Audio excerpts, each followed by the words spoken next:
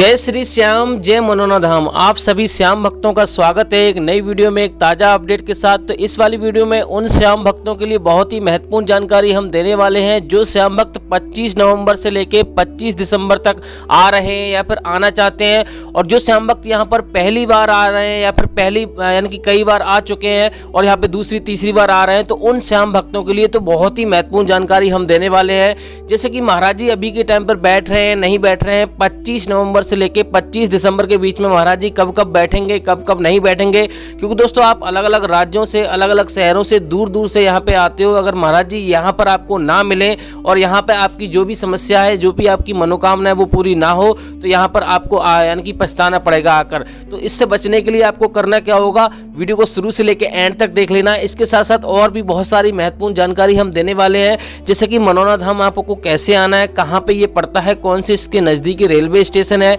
और दोस्तों महाराज जी यहाँ पे कौन कौन सी बीमारियां देखते हैं, कौन कौन सी बीमारियां नहीं देखते हैं, और दोस्तों कहाँ पे आपको ठहरना है, कहाँ पे आपको फ्री में ठहरना है, कहाँ पे आपको पैसा दे के ठहरना है। क्योंकि दोस्तों अभी सर्दियों का समय चल रहा है, अगर आप बच्चे बुजुर्गों के साथ आ रहे हो, अपने परिवार के साथ आ रहे हो, तो यहाँ पे दिक्कत आपको हो सकती है। और दोस्तों यहाँ पे इसके साथ साथ दोस्तों कहाँ पे आपको स्नान करना होता है, कैसे आपको अर्जी लगानी होती है, कैसे आपको यहाँ पे श्याम जल की बोतल आपको सेवन करना है, यानी कि श्याम जल का सेवन करना है, कैसे आपको लाइन में लगना होता है, कैसे आपको टोकन प्राप्त करना होता है जिससे कि आपको भीड़ का सामना ना करना पड़े, आपको लाइन में ना लगना पड़े।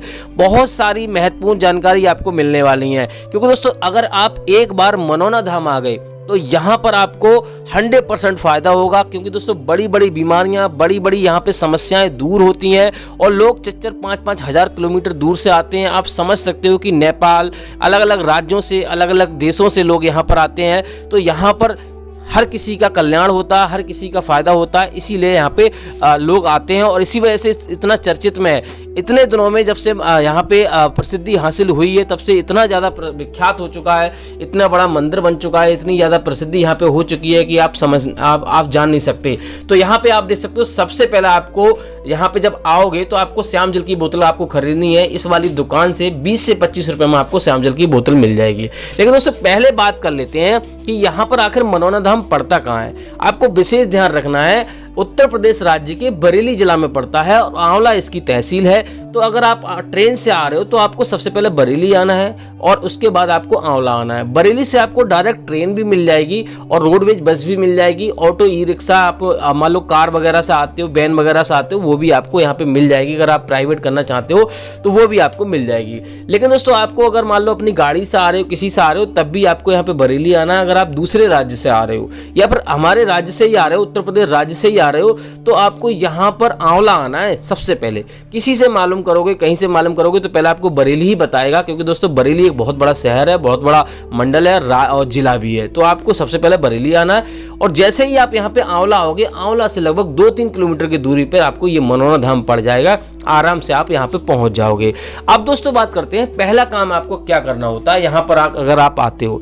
तो दोस्तों अगर आप सुबह में आते हो तो आपको यहाँ पे रहने की व्यवस्था आपको तुरंत नहीं करनी है। हो सकता है आपका एक ही दिन में नंबर आ जाए और यहाँ पर आप वापस भी हो जाओ। लेकिन ज़्यादा दूर से आप आ रहे हो तो यहाँ पे लगभग आपको 2-3 दिन का समय आपको लेके आना है। क्योंकि दोस्तों यहाँ पर कभी कभी ऐसा होता है 14-14 घंटे लग जाते हैं, कभी कभी 1-1 दिन लग जाता है, और तब जाके दर्शन होते हैं। तो आपको विशेष ध्यान रखना है, ये चीज़ आपको करनी है कि अगर आप सुबह में पहुंचते हो तो आपको पहले आपको कमरा वगैरह या फिर कहाँ पे आपको रुकना है वो चीज़ नहीं देखनी है। अगर आप किसी और समय पहुंचते हो तो सबसे पहले आपको ये देखना है कि कहाँ पे हमें रुकना है। तो दोस्तों यहाँ पर रुकने के लिए धर्मशाला बनी हुई है, आराम से धर्मशाला में रुक सकते हो, जिसका 1000 से लेके 3000 रुपये के बीच में खर्चा रहता है। और दोस्तों यहाँ पर फ्री में रुकने के लिए जगह जगह टेंट लगे हुए हैं, यानी कि लकड़ी के बांसों का बना हुआ है, और यहाँ पर मान लो वो टीन वगैरह भी पड़ी हुई हैं, और दुकानों में जहाँ से प्रसाद लोगे वहाँ पे भी आप रुक सकते हो फ्री में। तो इस प्रकार से आप रुक सकते हो। बाकी दोस्तों अगर आप सुबह में पहुँच जाते हो, 4 बजे पहुँच जाते हो, 5 बजे पहुँच जाते हो, तो सबसे पहले आपको यहाँ पर श्याम जल की बोतल आपको खरीदनी है। यानी कि हाथ मुँह धोकर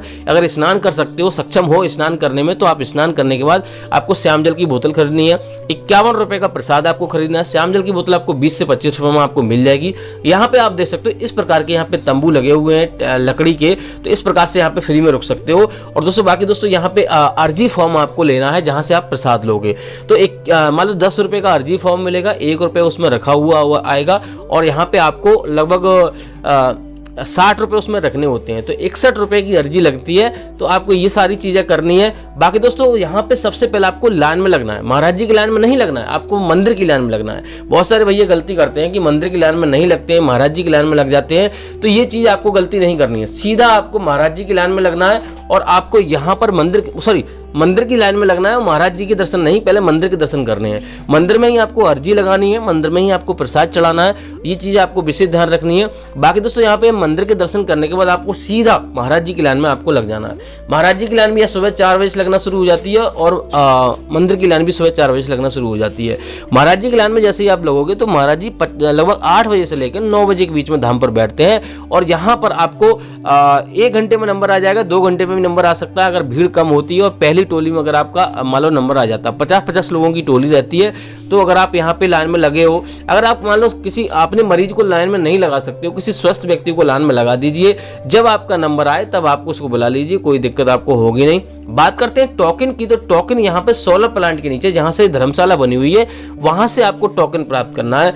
आपको टोकन आपको यहाँ पर जब ही मिलेगा जब आप मान लो कोई गंभीर अवस्था में है या फिर पहले वो देखते हैं, छानबीन करते हैं, उसके बाद थोड़ी बहुत लिखा पढ़त होती है, उसके बाद आपको टोकन मिलेगा, उसके बाद आपको जल्दी दर्शन हो जाएंगे। लेकिन दोस्तों ऐसा कोई डायरेक्ट यहाँ पे रास्ता नहीं है कि जल्दी हमारे दर्शन हो जाएं। यहाँ पे गरीब अमीर सभी के लिए बराबर है, सभी के लिए यहाँ पे उतनी देर लगती है जितनी यहाँ पे नॉर्मल लोगों के लिए लगती है। तो आपको विशेष ध्यान रखना है। तो आपको यहाँ पे जैसे ही आप लाइन में लगोगे, महाराज जी के दर्शन करोगे, वहाँ पे आपको जो भी समस्या आपको बतानी है। यहाँ पे कोई डॉक्टरी इलाज नहीं होता, यहाँ पे कुछ नहीं होता, यहाँ पे सिर्फ झाड़ा लगाते हैं और श्याम जल पिलाते हैं। तो आपको बता देना है, कोई दिक्कत है, कोई समस्या है तो महाराज जी को बता देना है। तो यहाँ पर आपको श्याम जल आपको कैसे पीना है बात करते हैं। तो यहाँ पे सुबह 4:30 बजे से लेके 11:30 बजे के बीच में दोपहर के में आपको किसी भी टाइम श्याम जल का सेवन आपको कर लेना है। यहाँ पे आपको कभी भी गैप नहीं करना है, किसी भी स्थिति में आपको गैप नहीं करना है। और दूसरी बात यह है कि श्याम जल आपको ऑनलाइन नहीं मंगाना है, आपको कभी भी यहाँ पर पैरों के तले आपको नहीं रखना है। अगर ट्रेन में आप कहीं पर लेके जा रहे हो श्याम जल को, आपको पैरों के तले आपको नहीं रखना है। इन चीज़ों का विशेष ध्यान रखना है। अगर आपने पैरों के तले या कहीं पर रख दिया तो वो खंडित हो जाएगा, तो आपको फायदा नहीं होगा। अब दोस्तों बात करते हैं महाराज जी यहाँ पे कौन कौन सी बीमारियां देखते हैं, कौन कौन सी बीमारियां नहीं देखते हैं। देखो दोस्तों महाराज जी यहाँ पर सभी प्रकार की बीमारियां देखते हैं। अगर यहाँ पर मान लो आप सोच रहे हो कि भैया हमारी बीमारी ये है नहीं देखेंगे, तो ऐसा कुछ भी नहीं है। क्योंकि दोस्तों यहाँ पे खाटू श्याम महाराज की कृपा से सारे काम होते हैं। बाबा यहाँ पे कुछ नहीं करते, बाबा सिर्फ यहाँ पर आधार बने हुए हैं। तो यहाँ पे जो भी कल्याण होता है वो खाटू श्याम भगवान की कृपा से होता है, बाकी यहाँ पे ऐसा कुछ भी नहीं है। अब दोस्तों बात करते हैं यहाँ पे किन किन लोगों की जो मनोकामना जल्दी पूरी हो जाती है, किन किन लोगों की मनोकामना देर में पूरी होती है। क्योंकि दोस्तों यहाँ पर आप बहुत तादाद में लोग आते हैं, लेकिन कभी कभी कमेंट करते हैं कि भैया हम यहाँ पे 2 बार आ गए या तीसरी बार जा रहे हैं, हमें अब तक फायदा नहीं हुआ। तो भैया मैं आपको बता दूं, उन लोगों की मनोकामना यहाँ पे जल्दी पूरी होती है। पहले तो सारे नियमों का पालन करते हैं। यहाँ पर आपके मन में ये विचार बिल्कुल भी नहीं आना चाहिए कि यहाँ पे हमारी मनोकामना पूरी होगी या नहीं होगी। इन बातों का विशेष ध्यान रखना। जो लोग घर से भी सोच के चलते हैं, चलो भैया किसी ने बता दिया, चलो चलते हैं, हो जाएगी तो ठीक है, नहीं तो कोई बात नहीं है, ऐसा आपको बिल्कुल भी नहीं सोचना है। आपको पूरे श्रद्धा के साथ यहाँ पे आपको आना है, सच्चे मन से आपको अर्जी लगानी है, सारे नियमों का पालन करना है, इन बातों का विशेष ध्यान रखना है। अब दोस्तों बात करते हैं यहाँ पे मान लो ये सारी चीजें भी आपने की और आपकी मनोकामना पूरी नहीं हुई, तो क्या आपको करना है। देखो दोस्तों उन लोगों की यहाँ पे अर्जी जल्दी स्वीकार होती है जिन लोगों के साथ पुण्य होते हैं। क्योंकि दोस्तों जाने अनजाने में हर कोई पाप कर बैठता है, चाहे मैं सही चाहे आप सही, हर किसी से पाप होते हैं, छोटे मोटे पाप होते रहते हैं। तो जिन लोगों के साथ पुण्य होते हैं, जिन लोगों ने पुण्य ज्यादा कमाए होते हैं, उन लोगों की अर्जी जल्दी स्वीकार हो जाती है। और जिन लोगों के साथ पुण्य नहीं होते हैं उन लोगों को थोड़ा समय लगता है। धैर्य आपको रखना चाहिए। 1 अर्जी 2 अर्जी 3 अर्जी आपको यहाँ पे लगाना चाहिए, उसके बाद ही आपको यहाँ पे सोचना चाहिए। अगर आप कोई गलती नहीं कर रहे हैं, सच्चे मन से अर्जी लगा रहे हैं, सारे काम सच्चे मन से कर रहे हैं, तो आपको यहाँ पे यानी कि जो कामयाबी जरूर हासिल होगी, आपकी समस्या दूर होगी। और यहाँ पर होती है, लोग ऐसे ही यहाँ पे 10 लाख की गाड़ियां दे के नहीं जाते हैं महाराज जी को। यहाँ पर हर किसी की मनोकामना पूरी होती है। खतरनाक से खतरनाक हर जगह से डॉक्टर जब मना कर देते हैं तो उन लोगों की मनोकामना पूरी हो जाती है, तो आपकी क्यों नहीं होगी।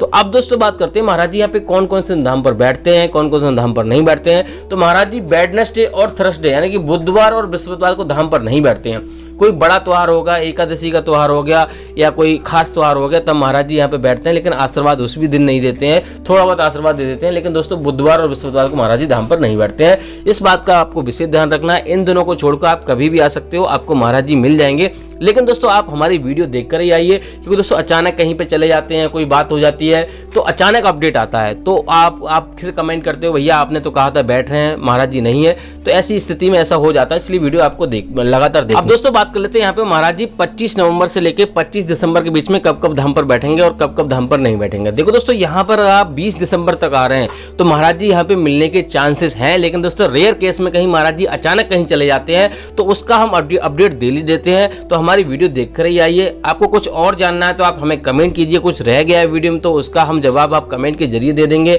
या फिर आपको वीडियो बना के दे देंगे। फिलहाल दोस्तों इसी मंगल कामना के साथ कि आपके जीवन में खुशियां बनी रहें, खाटू श्याम महाराज की कृपा हमेशा पे बनी रहे, इस वाली वीडियो को यहीं रोकते हैं। वीडियो अगर आपको अच्छी लगे तो लाइक कर देना। तब तक के लिए जय मनोनाथ धाम, जय खाटू श्याम महाराज।